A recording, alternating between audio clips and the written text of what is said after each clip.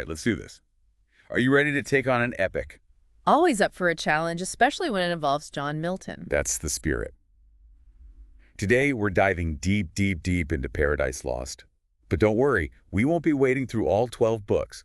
Just some key bits from books 1, 3, 4, 5, 6, 8, 9, 10, and 12. A greatest hits, if you will. Exactly. It's like a cheat sheet to Milton's masterpiece. Yeah. Whether you've read Paradise Lost a dozen times or are just curious, this deep dive is for you. And what better place to start than the very beginning? Milton throws us right into the aftermath of a war in heaven. Satan and his rebel angels, they've been cast out, down to hell, defeated, sure, but far from broken. Oh, absolutely. That defiant spirit just practically explodes off the page. Even facing defeat, Satan's like, bring it on.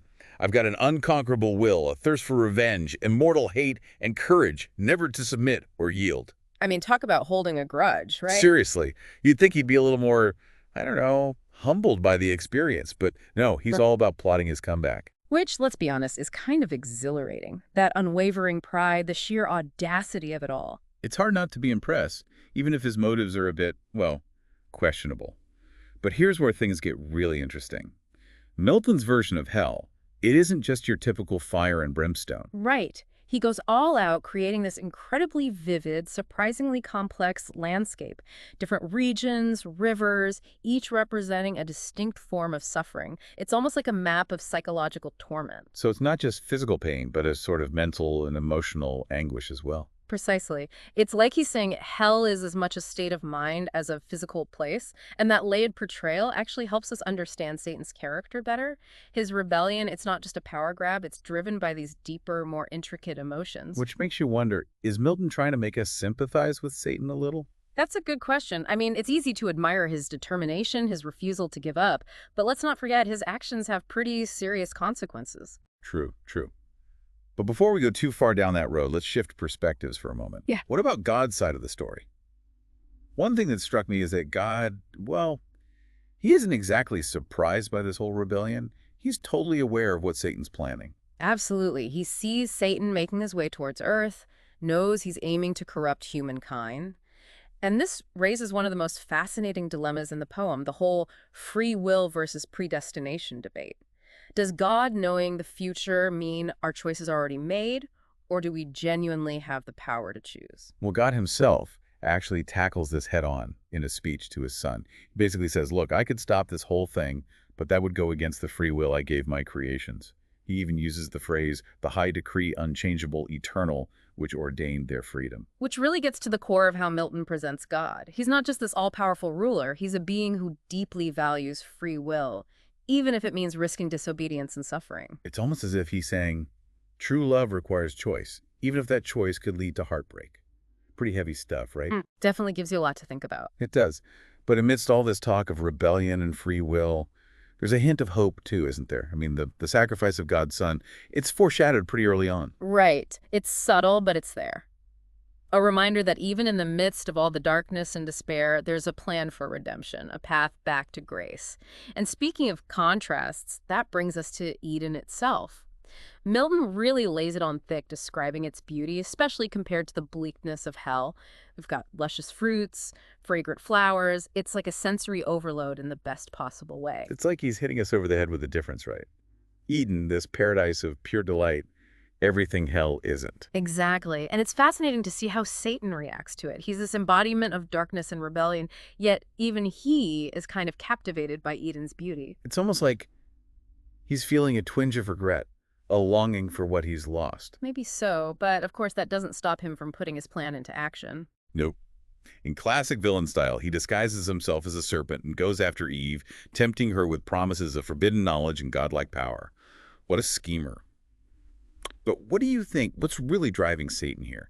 Is it pure malice, or is there something more to it? That's the million-dollar question, isn't it? It gets to the heart of how Milton explores evil. Is it this force on its own, or just a warped version of something good? What makes someone choose darkness over paradise? Definitely something to ponder. But before we get too lost in that philosophical maze, let's talk about the fall itself. When Adam and Eve give in to temptation, the whole mood of the poem just shifts. It's like a turning point, a hinge moment for the entire epic. All of a sudden, they become aware of their nakedness, they feel shame for the first time, and the consequences, they're immediate and they're severe. Out of paradise they go, and sin and death enter the world.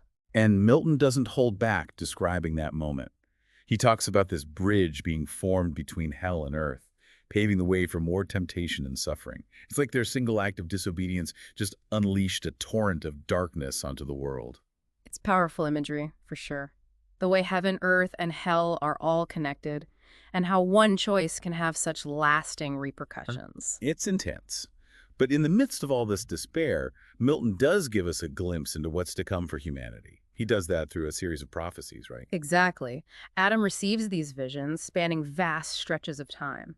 They highlight both the good and the bad, the triumphs and tragedies that will shape the future. It's like fast-forwarding through a whole chunk of the Old Testament. Wow, so we're left with a defeated but still defiant Satan in charge of this surprisingly nuanced hell. God wrestling with the complexities of free will while offering a sliver of hope. And Adam and Eve facing the huge consequences of their choice. It's a lot to take in, that's for sure. What are you finding most compelling so far? Honestly, I think it's the way Milton manages to make these huge, timeless questions feel so personal. I mean, we're talking about good versus evil, free will, the very nature of God. But somehow, he connects it all to the human experience in a way that's just gripping. You can't help but get swept up in the drama of it all. I couldn't agree more. He takes these lofty concepts and grounds them in these relatable characters, these powerful emotions. It's what makes Paradise Lost so enduring. It speaks to something deep within us, even centuries later. Absolutely. And that's just the beginning. We've only scratched the surface of this epic tale. There's so much more to explore, more twists and turns, more breathtaking moments of both darkness and light. So buckle up, folks, because this deep dive is just getting started. Let's see where Milton takes us next. Yeah, it's hard not to get caught up in the sheer scope of it all. You know, these larger-than-life characters tackling these massive questions, good and evil, free will, what even is God? It's like, what? For sure. For sure. And speaking of epic, you mentioned those battles, right? Well, Book I-XII takes that to a whole other level. It's the war in heaven. Right. And it's got more action than all the summer blockbusters combined. Milton really goes all out, doesn't he? I mean, legions of angels clashing spears and shields, conflicting fire everywhere, pure spectacle. But what makes it really stand out is how he weaves in those deeper questions. Even in the middle of this cosmic brawl, they're arguing free will, obedience, loyalty, rebellion. Right. It's not just like mindless fighting. They're thinking too. Exactly. And you see that so clearly with Abdiel. He's like standing up against Satan and all his followers arguing for God, denouncing the rebellion, total David and Goliath moment.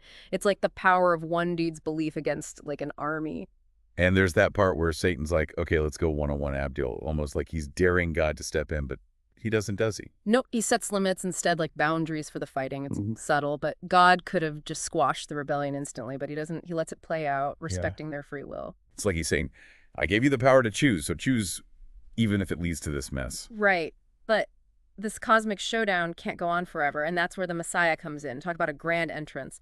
Milton describes him descending in his chariot, radiating power, and everything just goes silent. Chills. Seriously, it's like pure awe. Even Satan's like, okay, hold up. And the Messiah's like, look, vengeance is God's deal, not yours. Tells his angels to stand down, and then boom, drives the rebel angels out of heaven through that chasm in the sky. It's a decisive victory, but not without cost.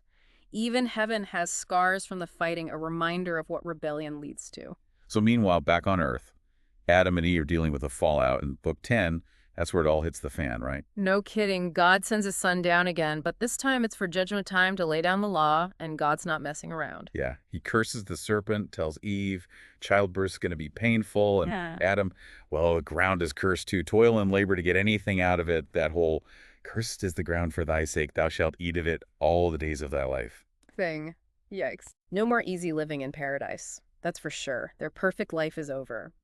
And seeing Adam and Eve, now knowing what they did, just consumed by regret and despair, it's the beginning of the human experience as we know it, hardship and suffering. It's tough, but there's still a glimmer of hope, right? Yeah. I mean, Adam and Eve, they turn to each other, seeking comfort, forgiveness. It's powerful. They choose love and unity in the face of everything they messed up. They admit their mistakes, take responsibility. It's like the first step towards redemption. Yeah, like even when we screw up royally, love and connection can be that source of strength. For sure. And this sets the stage for their eventual reconciliation with God, which we know leads to redemption. So in Book 11, Adam and Eve, they're pouring their hearts out to God, begging forgiveness. And it's the son who acts as their advocate, pleading their case. Again, the Son bridging that gap between us and God, acknowledging their sin, but Hmm. also their repentance, their potential for change, and God listens. He does, but also makes it clear they can't stay in paradise. Actions have consequences. Mm. And to help them through all this, God sends Michael down. Michael's got his work cut out for him, right? Break the bad news and prep Adam for what's coming next for all of humanity. It's like a crash course in history, right? Mm. These visions spanning huge amounts of time, showing the highs and lows, Cain and Abel, the flood tower of Babel, empires rising and falling. It's a lot to process. It's mind-blowing, but it's not just giving Adam info. Milton's using this to explore those big themes: corrupting power, history, repeating itself, good versus evil, always battling it out. So he's saying, look, Adam, you made a mistake, but humanity's story isn't over. There will be darkness, but also light. There will be mistakes, but also chances for redemption. Exactly. And seeing all this, Adam starts to understand the full impact of his sin, not just on him and Eve, but on everyone who comes after them. Humbling, but also empowering. He can learn from this, help guide future generations toward a better path. So even though they're leaving paradise, there's this feeling of hope, purpose. It's not the end, but a new beginning. Right. And you see that in Book 12, Michael leads Adam and Eve out of Eden, not with anger, but with a kind of gentle but firm guidance. There's that image, though, of the fiery sword guarding the entrance to paradise, a reminder of what they've lost. It's a powerful symbol, but as they leave, they're looking ahead toward a future where they can, with God's help, build a new life, maybe harder, but still a life. It's bittersweet, Mhm. sorrow, but also hope. So after all that, the war, the fall, the visions of the future, what's Milton's message? What are we supposed to take away from all this? Yeah, it is a lot to take in, but I think that's kind of what makes Paradise Lost so amazing, right? It's not just retelling the Bible story. It's like this deep dive into what it means to be human, the choices we make, and what happens because of them. And Milton, he doesn't shy away from the hard questions, does he? Not one bit. Yeah. Like right off the bat, we're thrown into these huge theological debates, free will, predestination stuff philosophers and theologians have been arguing about forever.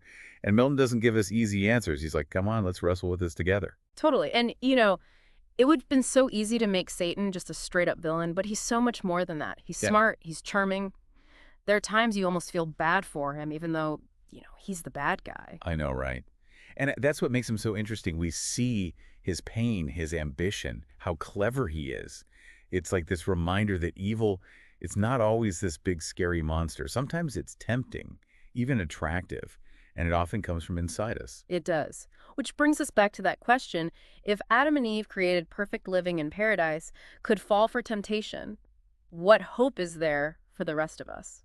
We're starting off with a way bigger disadvantage. Right. It's a question that keeps coming up throughout the poem, but I think Milton gives us a kind of subtle answer in those final lines when Adam and Eve walk out of Eden hand in hand. Yeah, they're sad, but there's also this feeling of acceptance, like a new beginning. Yeah, and that's where Michael's guidance comes in, right? He's like, look, you're leaving paradise, but not leaving God. There's that line I love it. The world was all before them, where to choose their place of rest, and providence their guide. It's beautiful, right? Even in a messed up world, there's still the chance to find meaning, purpose, even joy. It's not the paradise they lost, Yeah. but it's theirs to make something of with God's help. Exactly. It's about realizing that leaving Eden, going out into this complicated world, that's where we become truly human. Wow. So after going this deep into Paradise Lost, I'm left feeling kind of cautiously optimistic. Like, yeah, the world's a mess. We're all flawed. We make mistakes. But there's also this huge potential for growth, for redemption, for making something good out of the chaos. What about you? What are you walking away with? I think you said it perfectly, Paradise Lost. It's not just about losing paradise and being punished. It's about resilience, about changing, about hope never going away. And maybe that's why it still speaks to us so much today, even though it was written so long ago.